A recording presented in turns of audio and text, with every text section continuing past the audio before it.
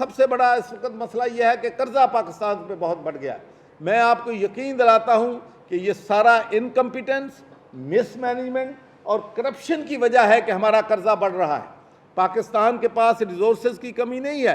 पाकिस्तान में एक एक फील्ड में इतनी सलाहियत है कि मुल्क का सारा कर्जा उतर सकता है।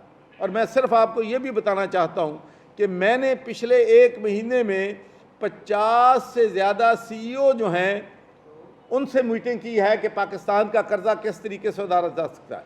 और फिर मैंने रियल स्टेट के कुछ नेक लोग भी हैं, अच्छे लोग भी हैं रियल स्टेट में। तो जिस मुल्क में एक मरला ज़मीन 1 करोड़ की बिकती हो तो उस मुल्क में $100 बिलियन तो 2 लाख एकड़ से आप जमा कर सकते हैं। लेकिन मैं ये भी बताना चाहता हूँ कि हम इस बात को बिल्कुल सपोर्ट नहीं करेंगे कि पाकिस्तान की सारी एग्रीकल्चर लैंड उसको तबाह किया जाए और ये जो है लैंड माफिया इससे पैसे कमाए।